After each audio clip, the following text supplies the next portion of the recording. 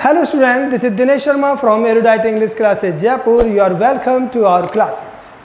Students, आज का हमारा ये जो वीडियो लेक्चर है ये पर्टिकुलरली उन स्टूडेंट्स के लिए है जो डिमांड रखते हैं कि सर हमको इंग्लिश बोलना और लिखना दोनों आना चाहिए। अब जहाँ बात आती है इंग्लिश को लिखने के लिए और वो भी करेक्ट इंग्लिश बनाने के लिए, तो भाई उसके लिए ज़रूरत पड़ती है टेंसेज की। और टेंसेज के नाम से अधिकांश विद्यार्थी घबरा जाते हैं कि इसमें तो बहुत सारे रूल्स होते हैं। तो देखिए, आज के इस वीडियो लेक्चर में हम आपके लिए बहुत ही सरलतम तरीके से हिंदी से इंग्लिश बनाना सिखाएंगे, जिसमें टेंस भी आएंगे और टेंस के अतिरिक्त एक्स्ट्रा मटेरियल भी आएगा, जिससे हम बहुत ही प्रभावशाली इंग्लिश लिख भी सके और बोल भी सके। तो देखिए, जहाँ बात केवल टेंस की आती है ना, तो टेंस से हम फुली इंग्लिश ना तो सीख सकते हैं और ना ही लिख सकते हैं। तो अच्छी कमांडिंग इंग्लिश सीखने के लिए हम ये हमारा जो टॉपिक है हिंदी टू इंग्लिश, ये आपको सिखाने जा रहे हैं। तो देखिए, हिंदी से इंग्लिश जो टॉपिक है ये सभी प्रकार के विद्यार्थियों के लिए बहुत ही यूज़फुल है, चाहे वो विद्यार्थी एकेडमिक करियर में बहुत अच्छे हैं या जिनको कुछ नहीं आता उनके लिए भी बहुत अच्छा है। ये टॉपिक सब इसे सीख पाएंगे, चाहे वो कितने भी कमज़ोर हो। ठीक है, अब इसमें क्या करना है, तो देखो, कोई विशेष नियमों की आवश्यकता नहीं है इसमें। बस 4 नियम हैं जो मैं आपको अभी याद करा दूंगा, और उसके बाद मैं आपको, जैसे प्रेजेंट टेंस है तो प्रेजेंट टेंस के अंदर 4 पहचान होती हैं, जैसे present indefinite, present continuous, present perfect, present perfect continuous. अब प्रेजेंट इंडेफिनिट में जैसे आता है ता है, तो ता है से रिलेटेड जो सेंटेंस होते हैं वो बनाते हैं। प्रेजेंट कंटिन्यूअस में रहा है से रिलेटेड सेंटेंस बनाते हैं। प्रेजेंट परफेक्ट में चुका है या है से रिलेटेड सेंटेंस बनाते हैं। और प्रेजेंट परफेक्ट कंटिन्यूअस में से रहा है से रिलेटेड सेंटेंस बनाते हैं। लेकिन हम ये 4 तो सीखेंगे ही सीखेंगे, इन 4 के अलावा मैं आपको 6 तरीके और सिखाऊंगा, 6 तरह की पहचान और आपको मैं सिखाऊंगा, जिससे आपकी हर तरह का हिंदी का सेंटेंस कवर हो जाएगा इंग्लिश बनाने में। तो आप सीख रहे हैं हिंदी से इंग्लिश ट्रांसलेशन। तो अब बात आती है कि जो रूल्स हैं 4 वो तो मैं आपको अभी याद करा दूंगा, बाकी पहचान आपको याद रखनी है।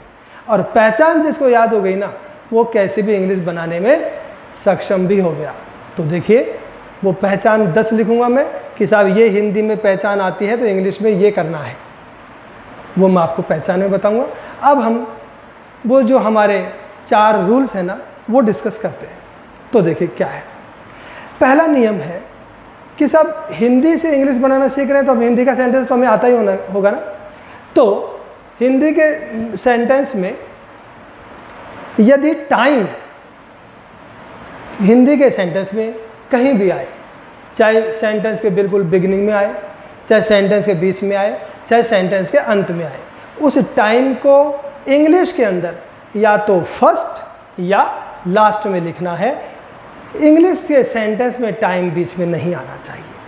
ठीक है, अब बात ये होती है कि टाइम एक्चुअल में एडवर्ब होता है, लेकिन कब? जब वो व्हेन का जवाब हो, WHEN, व्हेन, व्हेन यानी कब। यदि आपका टाइम कब का जवाब है तो ही वो एडवर्ब है, और ऐसी सूरत में उसे सेंटेंस का पार्ट नहीं समझना है, उसे अलग रखना है। तो या तो सबसे पहले लिख के कॉमा लगा दो, या सबसे लास्ट में ले जाओ, पूरा सेंटेंस बना लो पहले और कॉमा लगा के फिर लिख दो टाइम। हाँ, यदि टाइम क्या का जवाब है तो ध्यान रखना, क्या का जवाब यदि है तो वो सब्जेक्ट हो गया, क्योंकि सब्जेक्ट जो होता है ना, वो यदि वस्तुवाचक है तो क्या का जवाब होता है, और मानव जाति का है तो कौन या किसने का जवाब होता है। ये आपको ध्यान रखना है जब भी सब्जेक्ट को आइडेंटिफाई करना है। तो हिंदी का जो सेंटेंस है ना, उसके लास्ट में जो क्रिया आ रही है ना, पहचान, उससे पूछो कौन कर रहा है तेरे को, किसने किया ये काम, तो जो काम को करने वाला है वो कौन या किसने है, वो कौन या किसने का जवाब सब्जेक्ट होगा, मानव जाति का है तो, या फिर वस्तु होगा तो वो क्या का जवाब होगा। ठीक, तो कौन क्या, कौन किसने या क्या का जवाब सब्जेक्ट होता है, जो शुरू में लिखा जाना चाहिए। ओके, अब बात आती है, अब मेरा दूसरा नियम है कि जब सेंटेंस में वर्ब यदि एक से ज्यादा है तो भाई हिंदी के सेंटेंस के लास्ट में पहचान आएंगी। जैसे ता है तो ता है में मिला हुआ आता है, जाता है, पढ़ता है, लिखता है, आती है, जाती है, खेलती है, नाचती है, गाती है। तो ता है में जो आना, जाना, पढ़ना, लिखना, खेलना, कूदना, नाचना, गाना, ये जो आ रहा है ना, ये आपकी मेन वर्ब है, क्योंकि ये वो वर्ब है जिसमें एक्शन है। ठीक है, आने का, जाने का, पढ़ने का। तो हिंदी के वाक्य के लास्ट में पहचान आएगी, पहचान में जो मिला हुआ शब्द होगा ना, वो क्या होगा भाई, मेन वर्ब। तो वो मेन वर्ब है ना, वो तो पहचान के अनुसार यूज होगी। कैसे कि रहा है वाली पहचान में मेन वर्ब मिल के आ रही है, तो उसमें सहायक क्रिया के रूप में इजामाल लगाएंगे, लेकिन वो मेन वर्ब के अंदर आईएनजी लगाएंगे। ता है में मिली हुई आ रही है आपकी मेन वर्ब, आती है, जाती है, तो आप फर्स्ट फॉर्म या ऐसे यस करेंगे। चुका है, या है में मिली हुई आ रही है, आया है, गया है, लिया है, तो या है, चुका है को देख करके और आप क्या करेंगे, है जब थर्ड फॉर्म का प्रयोग करेंगे। ठीक है, तो है जब तो किसके अनुसार आएगा, एक वचन बहुवचन के अनुसार। सब्जेक्ट यदि एक वचन है तो है, बहुवचन है तो है, और मेन वर्ब की थर्ड। तो कहने का मतलब क्या हुआ कि मेन वर्ब हिंदी के वाक्य के अंत में होती है और पहचान में मिली होती है, तो उसे तो हम पहचान के अनुसार जैसी पहचान है वैसा रूप देंगे। लेकिन मेन वर्ब के अलावा यदि और कोई वर्ब आ गई तो भाई उसके पहले टू लगाएंगे और टू के बाद फर्स्ट फॉर्म करेंगे, चाहे एक वर्ब आए चाहे दो आए, मेन, क्योंकि मेन वर्ब तो पहचान लेना लास्ट में आएगी। उसके अलावा कहीं भी वर्ब आ रही है तो वो अन्य है, अन्य है तो टू लगा के फर्स्ट। ठीक है, अब बात आती है तीसरा नियम, सब्जेक्ट। सब सब्जेक्ट यदि स्पष्ट है ना, अब अगर स्पष्ट से क्या मतलब है, स्पष्ट से मतलब है किसी व्यक्ति का नाम, वस्तु का नाम, जानवर का नाम, जैसे मोहन, सोहन, राम, श्याम। वस्तु में क्या है कि जैसे टेबल, स्टूल, बेंच, चेयर। ठीक है, इसी तरह से जानवर, कुत्ता, बंदर, भेड़, बिल्ली, बकरी, इनको सबको सब्जेक्ट बना सकते हैं अपन, क्योंकि ये सब नाउन और प्रोनाउन होते हैं। जैसे आई, यू, देवी, ही, शी, इट, ये सब सब्जेक्ट बनेंगे। तो सब्जेक्ट स्पष्ट है ना, तो आप उसको सब्जेक्ट बना दीजिए। लेकिन सब्जेक्ट की जगह किसी स्थान का नाम आ गया और वो स्थान यदि क्या का जवाब है जब तो सब्जेक्ट ही बनेगा। लेकिन यदि स्थान वेयर का जवाब है, वेयर, तो वो स्थान को रिप्रेजेंट करेगा, तो फिर वो सब्जेक्ट नहीं बनेगा। तो आप अपनी तरफ से सब्जेक्ट बनाओगे, वो बनेगा देयर, THERE। ठीक है, तो सब्जेक्ट के प्लेस पे यदि प्लेस आ जाता है, स्थान आ जाता है, अब वो स्थान जो आएगा ना उसके पीछे क्या आएगा पता है, स्थान को रिप्रेजेंट करने वाले प्रेपोजिशन आते हैं, जैसे पर, ऊपर, नीचे, अंदर, बाहर, चारों तरफ, बीच में, बगल में, है ना। तो इस तरह का यदि कोई शब्द आपके सब्जेक्ट वाले स्थान पर आए हुए शब्द के पीछे आ रहा है था, तो समझ जाना साहब ये तो स्थान बनेगा, चाहे वो आदमी हो। यदि उसके ऊपर पर या ऊपर लग गया, पर ऊपर, अंदर, नीचे, बाहर आ गया, तो समझ जाना कि उसके आपको स्थान बन गया, तो सब्जेक्ट देर को बनाना है। ठीक है, बात आती है यदि देर भी नहीं है और सब्जेक्ट समझ में नहीं आ रहा, तो फिर आप बनाएंगे इट। ठीक है, जो मैं समझाऊंगा जब अपने आप ही आ जाएगा आपको। अब बात आती है हिंदी से इंग्लिश बनाते समय सबसे पहले लिखोगे आप सब्जेक्ट को, बाकी पीछे से उल्टा। तो सबसे पहले सब्जेक्ट लिखेंगे, मीन्स सब्जेक्ट स्पष्ट हो तो वो आएगा। सब्जेक्ट जगह यदि स्थान का नाम है तो देर आ जाएगा, स्थान में नहीं है तो इट। तो यहाँ तक फिट। तो भाई यही बात है कि हिंदी से इंग्लिश बनाते समय सबसे पहले सब्जेक्ट सेट करो, बाकी 2 नंबर से पीछे से उल्टे आ जाओ, ऑटोमेटिक इंग्लिश बन जाएगी, कोई प्रॉब्लम ही नहीं आएगी। तो यहाँ तक आपको समझ में आ जाना चाहिए। अब मैं आपको बोर्ड पे ये रूल्स एक बार समझा देता हूँ, फिर उसके बाद हम पहचान बताएंगे और आपको सेंटेंस बनाना सिखाएंगे। हाँ, तो स्टूडेंट अब हम आपको ये रूल्स एक बार बोर्ड पे समझा देते हैं, ताकि आपको दिक्कत भी नहीं आएगी, आप आसानी से समझ जाएंगे, फिर बोर्ड पे एग्जाम्पल चलेंगे। तो देखिए, पहला आपका है हिंदी टू इंग्लिश, है ना, rules Hindi to English. First rule आपका, हिंदी से इंग्लिश बनाते समय टाइम को या तो सबसे पहले या सबके बाद में लिखते हैं। ये पहला रूल है।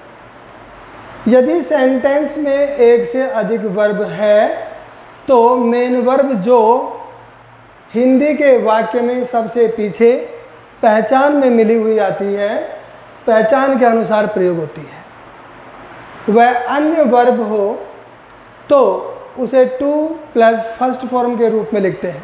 ये सब मैं समझा चुका हूँ।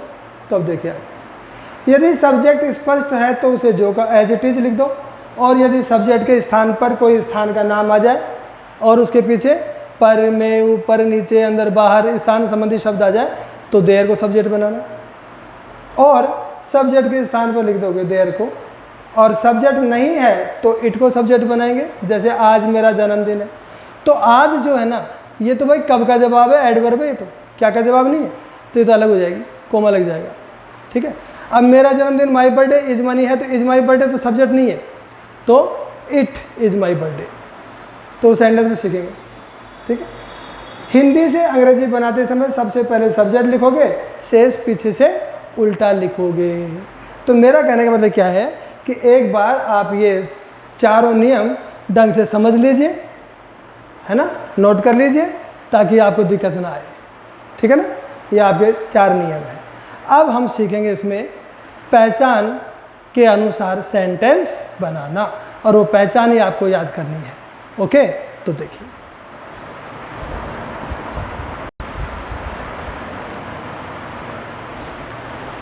हाँ, तो स्टूडेंट अब हम क्या करेंगे कि ये जो पहचान होती है, जैसे पहचान हमने लिखी कि जैसे हिंदी का सेंटेंस है, हिंदी के सेंटेंस के लास्ट में यदि है आता है, हूँ, है, लेकिन वो है अकेला होना चाहिए, उस है के साथ कोई एक्शन वर्ब यानी कोई गतिशील क्रिया नहीं होनी चाहिए, जैसे आना, जाना, खाना, पीना, खेलना, कूदना, हंसना, बोलना, इस तरह की क्रिया नहीं होनी चाहिए।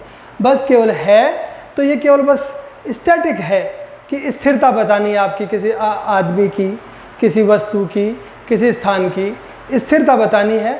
तो हम ऐसे सेंटेंस में जिनके लास्ट में है आ रहा है और स्थिरता बता रहा है ना, तो इंग्लिश बनाते समय हम है के स्थान पर इज, एम, आर का प्रयोग करेंगे।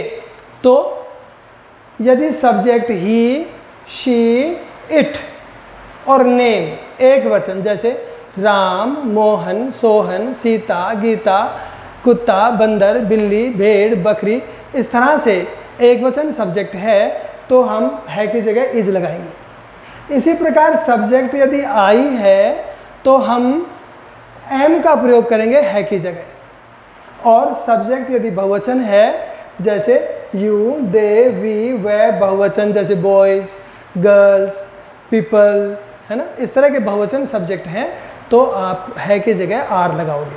तो कुल मिलाकर के इज, एम, आर का प्रयोग कब होता है, जब हिंदी के सेंटेंस के लास्ट में है आ जाए और उसमें कोई मूवमेंट नहीं हो। जैसे देखो, वह एक राजा है, मैं एक अध्यापक हूँ, तुम एक विद्यार्थी हो, राधा मेरी मित्र है, कविता मेरी टीचर है, मोहन के पापा डॉक्टर है, मेरा बेडरूम किचन के पीछे है ना। तो इस तरह के जो सेंटेंस होंगे ना, उनमें आपको इज, एम, आर लगाना, जो आप है को देख के लगाओगे और सब्जेक्ट के अनुसार लगाओगे। सब्जेक्ट सिंगुलर है तो इज, आई है तो एम, बहुवचन है तो आर। ठीक है। अब सेंटेंस बनाते हैं, देखो, जैसे शान एक चालाक लड़का है ना। कोई प्रॉब्लम कुछ भी है, आपको सेंटेंस कैसे बनाना देखो। शान सब्जेक्ट स्पष्ट है एक, मैंने कहा था सब्जेक्ट स्पष्ट हो तो जो कहते हो, सब्जेक्ट इस जगह स्थान का नाम आ जाए तो देयर, स्थान में नहीं हो तो इट। तो चलो, शान एक चालाक लड़का है। अब देखो लड़का है तो है, इसमें कोई आना जाना खाना पीना नहीं है, केवल है तो इज, एम, आर। तो यहाँ है के लिए अपन लगाएंगे इज, एम, आर, जो सब्जेक्ट पे डिपेंड करेगा। सब्जेक्ट एक वचन है तो इज, बहुवचन है तो आर, आई है तो एम। तो ये आपका हो गया 2। 2 नंबर से अपने आप सेंटेंस उल्टा चलेगा, चाहे कितना ही लंबा हो, बस आप तो फर्स्ट पे सेंटेंस वो फर्स्ट नंबर पे सब्जेक्ट सही कर दो, बाकी 2 नंबर से अपने आप इंग्लिश बनेगी। तो 2 पे आ गया है, तो आपको पता चल गया है का मतलब क्या करना है, इज। फिर है चालाक लड़का, तो एक चालाक लड़का, लड़का यानी बॉय, चालाक यानी क्लेवर, और एक मानिए तो पूरा एक साथ ही ले सकते हैं अपन, 3 नंबर। ठीक है, अब आप बना देंगे SHAN, शान, है 2 नंबर से उल्टा, तो 2 पे आ गया इज, फिर एक चालाक लड़का पूरा एक साथ लिख सकते हो, आ क्लेवर बॉय। बताओ कहाँ दिक्कत है, तो आप कुछ भी बना सकते हो इससे, है ना, बस सब्जेक्ट ले लो, पीछे से उल्टे आ जाओ। और बनाओ, देखो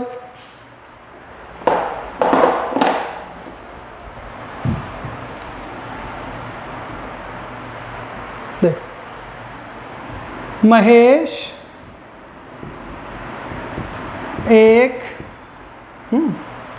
एक ईमानदार आदमी है, व्यक्ति है, तो वही महेश स्पष्ट है, एक आ जाइए पीछे, है 2, एक ईमानदार व्यक्ति 3, अब और हो तो 4 5 6 डालते जाओ नंबर। तो महेश 2 पे आ गया है इज, एक ईमानदार, तो यहाँ पे ईमानदार में आवाज AI में आ रही, ऑनेस्ट, तो यहाँ पे एन लग जाएगा, एन एक ही जगह, ऑनेस्ट मैन कर दो। तो इस तरह से आप सेंटेंस बना सकते हो। तो है कि कितने भी सेंटेंस बनाओ, कोई प्रॉब्लम ही नहीं आएगी। ठीक है, अब इसमें अपन क्या कर सकते हैं, जैसे यहाँ पे क्या लगा दिया तो एक क्वेश्चन हो गया, क्या महेश एक ईमानदार आदमी है, तो जब क्या आ जाए ना, तो क्या का मतलब होता है कि जो आपका इज एम आ रहा है उसको शुरू में लगा दो, तो बस ये इज है ना, इसको यहाँ लगा दिया, is Mahesh an honest man. ठीक है, तो वो बन जाएगा। यानी क्वेश्चन बनाना है तो हेल्पिंग वर्ब जो कि सब्जेक्ट के बाद में आती है ना, उसे सब्जेक्ट के पहले लगा दो, और हिंदी में वो क्या से शुरू हो जाएगा, कोई भी, जैसे मैं बोल के बताता हूँ, देखो कि जैसे मान लीजिए ऐसा करते हैं, इसको मैं मिटा देता हूँ, 1 सेकंड, है ना। जैसे देखो, अब यदि मैं कहता हूं कि यह मेरा कमरा है, तो यह मानी दिस, तो दिस है इज मेरा कमरा, माई रूम। क्या यह तुम्हारा कमरा है, तो क्या का मतलब, तो वही क्या, यह तुम्हारा कमरा, तो दिस इज योर रूम, तो इसमें इज को पहले कर दो, इज, फिर दिस तुम्हारा कमरा, योर रूम, मेरा कमरा माई रूम, उसका कमरा हिज रूम, हर रूम, इस तरीके से अपन बना सकते हैं। ठीक है, जैसे राम के पापा एक डॉक्टर हैं, तो राम्स फादर, है ना, अब है तो इज, राम के पिता एक इधर, तो राम्स फादर है, पीछे आ जाओ, तो इज ए डॉक्टर। ठीक है, अब इसमें एक चीज आप सीख सकते हो, क्या, कि जैसे ये आ गया, राम के पापा मोहन की माँ, इस तरह से सेंटेंस आ जाए ना कि राम और पापा, मोहन और माँ, जैसे 2 नाउन्स को जोड़ रहे हैं अपन, बीच में काके के लगा दिया, तो रिश्ता हो गया, राम के पापा, मोहन के माँ, ऐसे रिश्ता बता रहे हो आप। तो जब 2 शब्दों को जोड़ते हैं तो बीच में काके की लगाते हैं, तो इस काके की का मतलब होता है या तो एपोस्ट्रोफी एस या ओ। ठीक है, तो इसमें क्या होता है, यदि इधर से बनाओगे ना, लेफ्ट टू राइट, तो बनेगा राम, और राम के लगा दो एस, लेकिन ये ध्यान रखना एस में ये एपोस्ट्रोफ कोमा जरूर लगाना। ठीक है, इससे रिश्ता बनेगा, नहीं तो बहुवचन हो जाएगा। तो राम के पापा, तो क्या बोलेंगे अपन, राम में एस लगाऊंगा मैं, राम्स फादर। मोहन की माँ, तो मोहन के एस लगाऊंगा, मोहन्स मदर। और यदि इसको उल्टा बनाए ना अपन, पापा की तरफ से स्टार्ट करोगे राइट टू लेफ्ट, तो फादर, और तो इसको अव बोलेंगे, अव, ऑफ नहीं, तो फादर ऑफ राम। तो इसी प्रकार मदर ऑफ राम, यानी इधर से चलोगे तो अव, उधर से आओगे तो एपोस्ट्रोफ एस लगा सकते हो। ठीक है ना, तो यानी क्या बन गया, राम्स फादर, और यो बढ़ाओगे तो फादर around। इस तरह से दोनों बना सकते हैं, ठीक है ना। तो ये रिश्ते बताने वाले शब्द बीच बीच में आएंगे। अब सुनो, जैसे मैं कहूं यह मेरी बहन का लड़का है, तो अब ये यह कौन है, तो पास में खड़ा है तो दिस इज मेरी बहन का लड़का।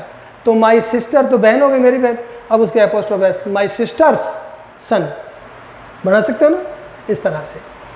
क्या यह तुम्हारे भाई का लड़का है, तो अब क्या आ गया, तो क्या यह तुम्हारे भाई का लड़का है, तो भाई कैसे बनाएंगे अपन, यह तुम्हारे भाई का लड़का है तो इज आएगा क्रिया, तो इज दिस योर ब्रदर्स सन, इस तरह से आप बना सकते हैं, ठीक है। तो सबसे पहले सब्जेक्ट सेट करो, बाकी पीछे से उल्टा बनाओ, बहुत आसानी से आप इंग्लिश बना लोगे, ठीक है। अब इसी में मैं आपको सिखाता हूं कि वो देर वाले सेंटेंस कैसे होते हैं। तो देखो देर वाले सेंटेंस की खासियत क्या होती है कि शुरू में जो शब्द आएगा वो स्थान को रिप्रेजेंट करेगा, और उसके बाद में स्थान के बाद में पर, ऊपर, नीचे, अंदर, बाहर, चारों तरफ, बगल में, इस तरह के शब्द आएंगे तो आप समझ जाना कि ये स्थान है। और यदि उसके स्थान की खुद की बात करोगे ना, यानी वो स्थान यदि क्या का जवाब है तो वो सब्जेक्ट बनेगा भाई, लेकिन यदि वो कहाँ का जवाब है तो वो स्थान पीछे जाएगा और शुरू में देयर आएगा, देयर से सेंटेंस स्टार्ट होगा। अब देखो ये सेंटेंस कैसे होता है, देखो एक एग्जांपल मैं देता हूँ, जैसे हमारी या हमारे विद्यालय में 500 छात्र हैं, ठीक है। अब देखो, अब हमारे विद्यालय में, तो भाई कहाँ है, हमारे विद्यालय में, तो देखो ये कहाँ का जवाब है क्योंकि में आ गया। तो इस शब्द के शुरू के शब्द के बाद में ऊपर, अंदर, नीचे, इस तरह से स्थान बताने वाला शब्द आ जाए ना, तो फिर आप देर में जाओगे। तो फिर आपका एक नंबर कौन ले गया, देयर। तो फिर 2 से तो उल्टे आओगे, तो 2 से उल्टे आओगे तो है, तो भाई अब ये है वही इज एम आर वाला ही है, लेकिन प्रश्न ये है कि साहब एक है या कई है, तो 500 है तो इज आएगा या आर आएगा, आर। 2 अब है हमारे विद्यालय में 500 विद्यार्थी हैं, ठीक है, तो कितने हैं 500 विद्यार्थी। 3 कहाँ हैं, हमारे विद्यालय में। अब देखो लास्ट में गया विद्यालय, तो देयर हैं आर 500 छात्र, तो 500 स्टूडेंट्स। कहाँ है, इन आवर स्कूल। मतलब कोई दिक्कत ही नहीं है, बस सब्जेक्ट सेट करो, बाकी पीछे से आ जाओ, अपने आप इंग्लिश बनेगी। तो अब देयर के वाक्य कितने बनाओ, कैसे, देखो एक तो मैं ये कहूँ हमारा परिवार बहुत बड़ा है, तो बताओ कौन है बहुत बड़ा, परिवार, मतलब कौन, किसने, क्या, क्या है बहुत बड़ा, हमारा परिवार। तो ये क्या का जवाब है, तो ये तो सब्जेक्ट बनेगा, तो आवर फैमिली, आ जाओ पीछे, है, इज बहुत बड़ा, वेरी बिग। लेकिन अब मैं बोलूं हमारे परिवार में 20 सदस्य हैं, तो कहाँ है 20 सदस्य, हमारे परिवार में। तो शुरू में जो शब्द आ रहा है उसमें हमारे परिवार के साथ में आ गया, तो देयर में गया तो एक नंबर देयर ले जाएगा, तो देयर आ जाओ पीछे, 20 सदस्य हैं तो आर, तो there are 20 members in our family, तो 20 मेंबर्स। तीसरा नंबर हो गया हमारा परिवार, अपने आप ही लास्ट में चला गया, तो इन आवर फैमिली बना सकते हो ना। तो और बनाओ, देखो देयर के सेंटेंस, जैसे मैं कहूं तुम्हारी नाक लंबी है, तो भाई तुम्हारी नाक यहां पे कहाँ का जवाब है या क्या का जवाब, क्या है बहुत लंबी, तुम्हारी नाक, तो your nose is very long. लेकिन तुम्हारी नाक पर मक्खी है, तो कहाँ है मक्खी, तुम्हारी नाक पर, तो देयर आ जाओ पीछे, इज क्योंकि एक ही मक्खी है, तो there is a fly on your nose. पढ़ रही है पर, तो मतलब अब कितने बनाओ आप इस तरह के देयर के सेंटेंस, जैसे कमरे में अंधेरा है, ठीक है, कमरे में, कहाँ, कमरे में, तो देयर आ जाओ पीछे, अंधेरा एक है, तो there is darkness in the room, ठीक है। अब इस डिब्बे में है ना चीनी है, तो there is sugar in the can. तो मेरा मतलब है बाल्टी में है ना कचरा है, तो कहाँ है बाल्टी में, तो there is garbage in the bucket. ठीक है, तो मीन्स कुछ भी बनाइए कि साहब उसमें, उसके अंदर, उसके बाहर, उसके ऊपर, इस तरह का शब्द आप ले रहे हो तो फिर उस देयर से स्टार्ट करके पीछे से उल्टे बनाओ। तो इस तरह देयर के वाक्य आप बना सकते हो। ठीक है, अब इसी में वही क्वेश्चन बनाओ तो इज एम आर को आगे कर दो। जैसे क्या बाल्टी में कचरा है, तो इज पहले कर दो, फिर देयर तो आना ही था, there garbage in the bucket. ठीक है, तो वो क्वेश्चन बन जाता है। तो ये देयर के सेंटेंस हो गए भाई।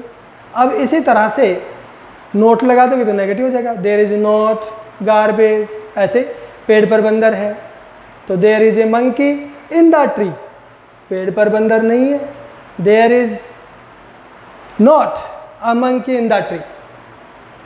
ठीक है, is there a monkey in the tree, ये क्वेश्चन हो जाएगा। साइग्रा में नोट लगा दोगे नेगेटिव, और इंटरोगेटिव में साइग्रा करता है पहले कर दो। ठीक है, अब वो आप कहेंगे जब वो इट वाला क्या प्रॉब्लम है, तो देखो इट वाले की प्रॉब्लम ये है कि जब तुम्हारे सेंटेंस में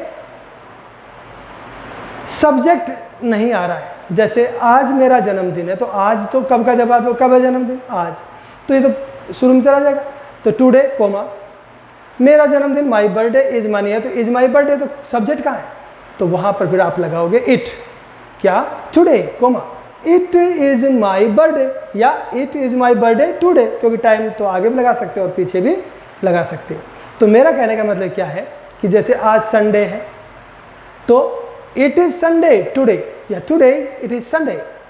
तो मीन्स जो टाइम है ना, वो तो जवाब है भाई काय का, व्हेन का, और व्हेन का जवाब होगा तो भाई वो या तो फर्स्ट में लगेगा और कोमा, उसके बाद फिर सब्जेक्ट लाओ, सब्जेक्ट स्पष्ट है तो वो आएगा, स्थान है तो देर आएगा, देर भी नहीं तो इट आएगा, बाकी तो फिर पीछे से उल्टा आना ही है। तो ये हो गया आपका काम स्थान का, समय का, सॉरी। अब बात आती है कि ये जो आज इस वीडियो में हम इज एम आर के ही वाक्य सीख पाएंगे, क्योंकि फिर ज़्यादा लेंथी वीडियो हो जाता है तो ओवरलैपिंग होती है। हाँ, अब इतना ज़रूर है कि देखो इस वीडियो में मुझे लगता है कि आपको बहुत अच्छा समझ में आया होगा, तो आप अपने जो साथी हैं उनको भी प्रेरित करें, उन्हें बताएं, तो वो शेयर करें, सब्सक्राइब करें और लाइक करें, तो ज़्यादा से ज़्यादा वीडियो आपके पास आते रहेंगे और आपको इंग्लिश घर बैठे बिना कुछ खर्च किए आएगी।